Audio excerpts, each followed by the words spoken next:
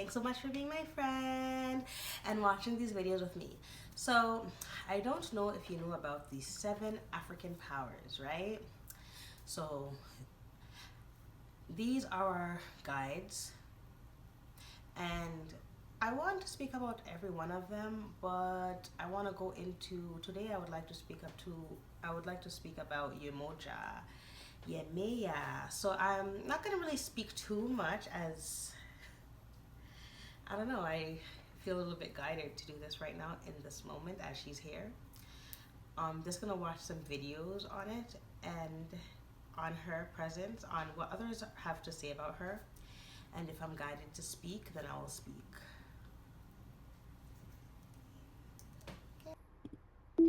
Let's talk about Yemaya, one of the most important water spirits there are. She is the mother of all Orishas, and she is also the mother of humanity and the queen of the sea. And yes, she is depicted as a mermaid, and she is extremely powerful.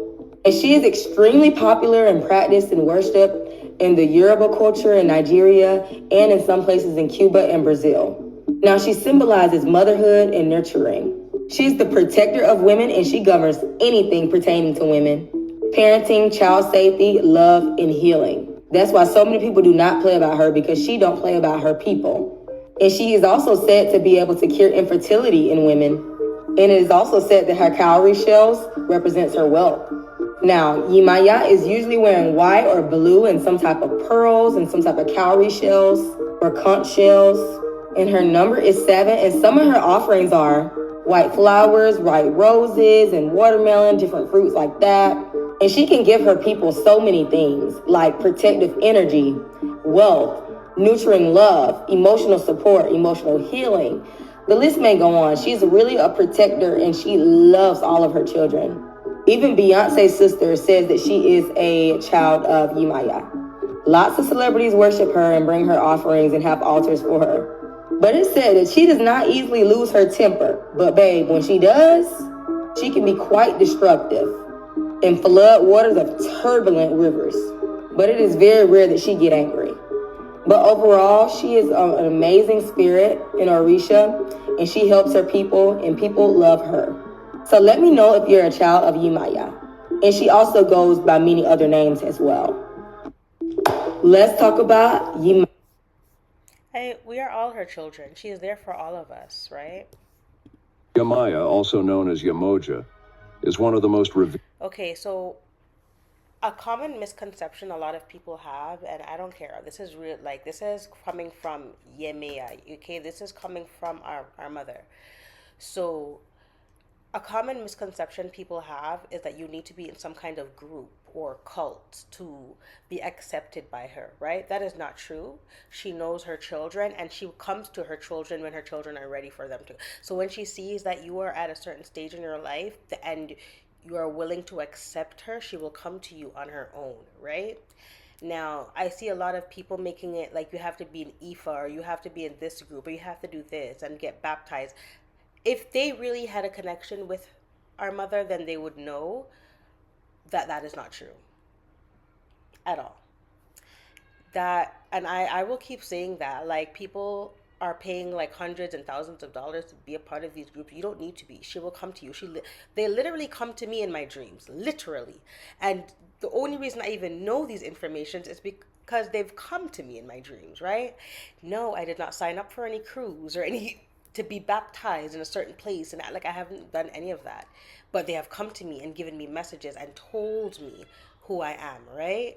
So you really do not need to go out of your way to do any of these things. She comes to you when she knows that you're ready to accept her. That is it. Literally. Weird and powerful Orishas in the Yoruba religion.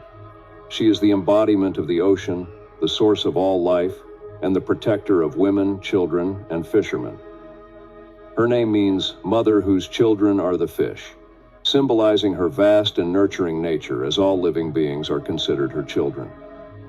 In the beginning, Yemaya was the primordial water from which all existence emerged.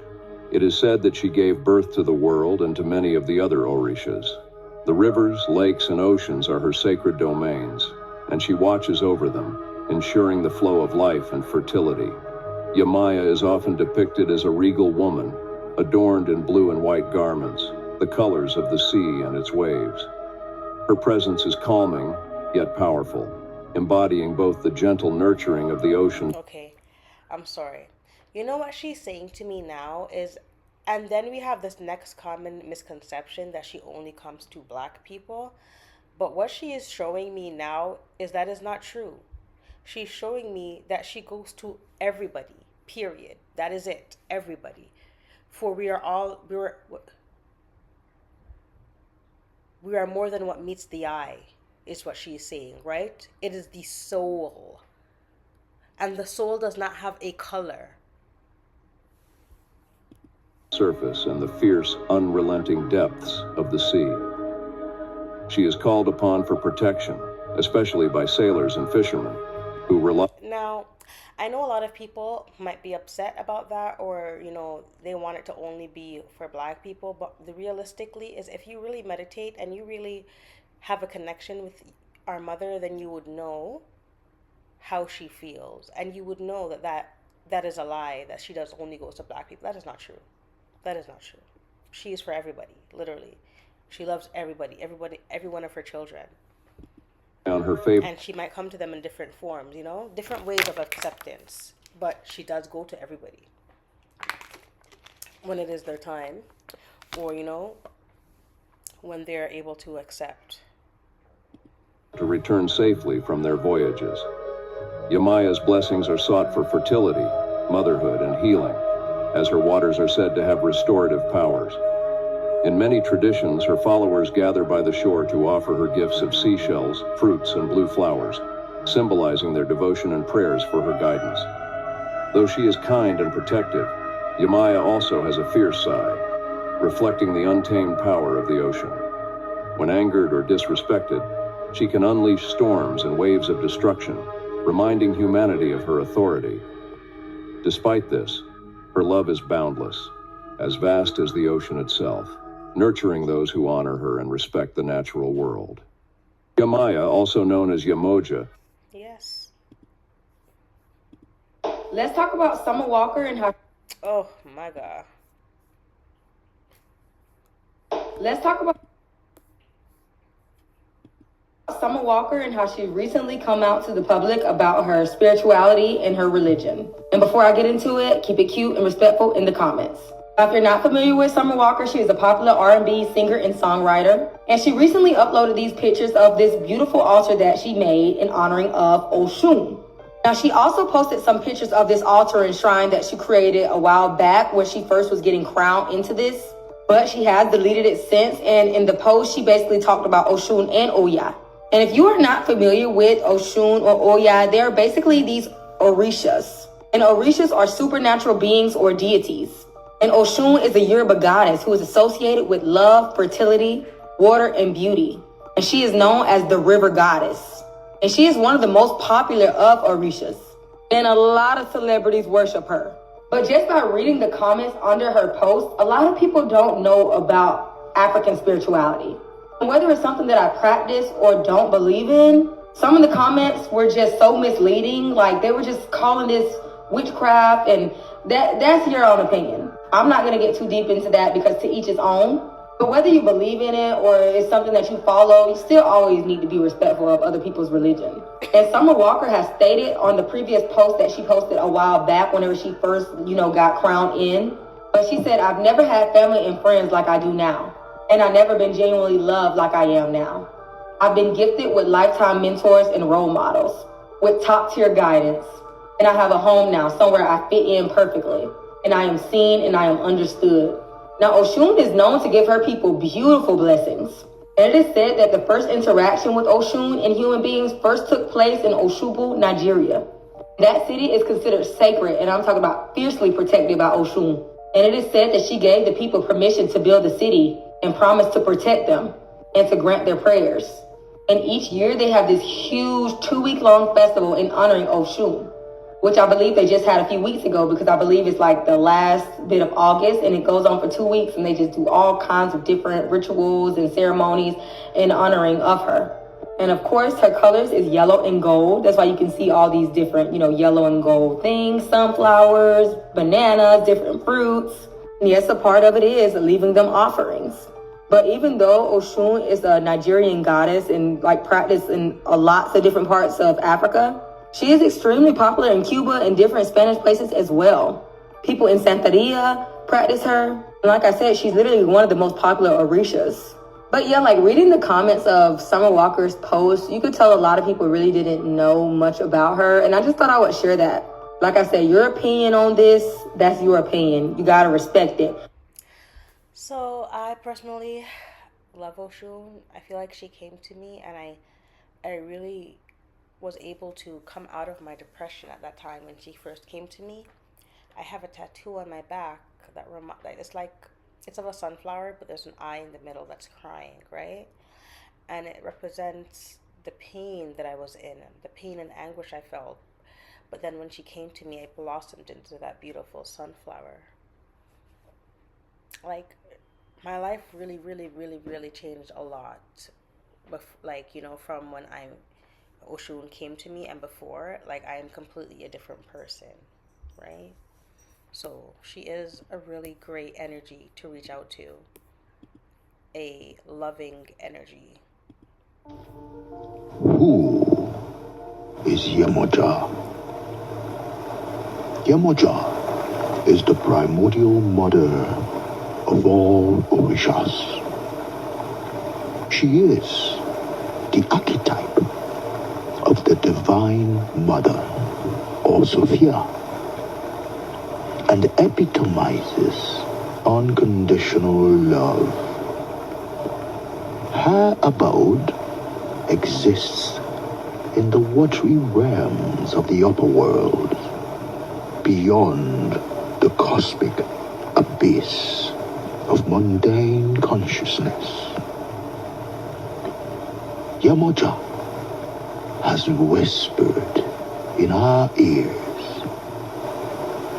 that darkness only exists in our soul when we choose who we love based on ego and self-service.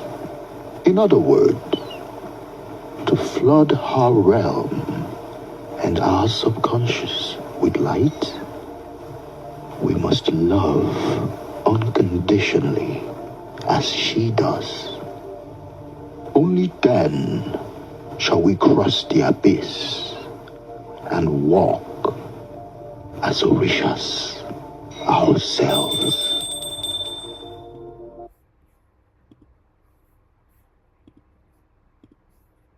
When you start to heal your divine feminine energy, no one talks about the rage that you start to feel. The rage from being rejected, abandoned, the rage from desiring compassion and grace and being met with criticism. When you start to heal this divine feminine energy within yourself, you start to look around and really realize all the ways that you have been wounded. And many of it. She's amazing. I actually follow her page. I think I accidentally put her video in here. Sorry. But she's amazing. I follow her page and everything, and she has amazing, great speeches. Okay, how to know if you're a water child. So this topic is very broad. I could be here all day, so I'm only going to list some traits. And also, I think it's important that I should speak about this because a lot of people are struggling in life. A lot of women, especially, and men. Some men can be water children too, but a lot of women are struggling because life is spiritual and people need answers. So let's go. So being a Marina it's a good thing. It's good, but it can be dangerous. It's not evil. It's not what the religion tries to make it out to be, but it can be dangerous. That's why you need to know this. One, you have dreams in water. That's how you're going to know. You have dreams in water. You're in water. You're playing in water. Sometimes even flying, water and flying. Sometimes I see myself flying, which also adds with the element. Because with fishes, they can come out, especially when they're in danger. Having sex in your dreams. So that's another thing as well. Having sex in your dreams. You can see yourself having sex with someone. Maybe you don't see the face, or maybe you see the face, but it's someone from your past, like an ex-boyfriend. Yeah, that could be your spiritual husband. But they're using someone else's face that you know. And this also leads me to my next point in marinas are beautiful. If you're a water child, you're going to be very, very beautiful, very pretty. Like, you probably even have men that come up to you and be like, oh my God, you're this, I'm scared of you. Yet it's because you're a marina. So another thing is, because even though you're really, really beautiful, you can't stay in a relationship. Like, it's hard for you to be in a relationship. And this is because your water family, they can be very jealous. Marinas are very jealous. So you will notice that relationships don't really work out for you, or even you, it can even be you. You can just be like, I don't like this person. I don't like this person. Or, oh, I don't want to be around this person. Another thing is, water children, we like to be alone. Like, we like our alone time with friends, with boyfriend or whatever. But yeah, we like our alone time. And sometimes you just, even with kids, like, you have kids and just be like, I need to be away from them. I want to be by myself. So that's another trait. So that's okay. A love of water. So that's another trait. You have a love of water. But it could also be like a love and a deep fear at the same time. I know with me, I love water. One of my dreams, my goals is to live next to a beach, or have a home where I can drive to the beach, okay? And a nice warm weather, of course. You probably feel like you want to clean the beach and just have a connection with the water, sea animals, sea creatures. And yeah, so you really love the water. You may love swimming. And back to the deep fear. So that deep fear sometimes can be because you're scared of you could potentially drown. Like, so sometimes, like, your water family, sometimes they want you back because they're so protective and they're so jealous. So sometimes that deep fear is actually you knowing that if you go into the water, that they could be a possibility of them taking you back into the world. And sometimes people come back out. They can come back out. They take you there. You're able to breathe. The stories where people are able to breathe in the water. And then sometimes the stories where you don't come back. Another sign is your mood. Okay, so some days you're happy, some days you're low, like almost bipolar almost. Like, certain people don't even know where to stand with you sometimes, like, because your mood, like, you're just all over the place. So I'm think of water. Water, water is pushing, pulling.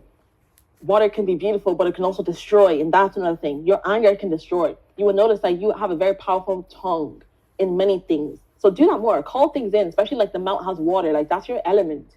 So when you say things, they happen. So be careful of what you're saying about yourself and what you're calling in.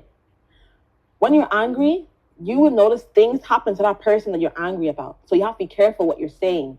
But sometimes you don't even have to be angry. Sometimes when people do you wrong, things, they will never be the same. Like, you will notice this when people come into your life and they do you wrong. Oh, it's they're not okay. A lot of times they'll have psychological issues. The mind, water, the moon, mind. They'll have psychological issues, okay? You're a healer. That's another thing. You're a healer. So sometimes that's why a lot of people will be intimidated of you and you don't even know why.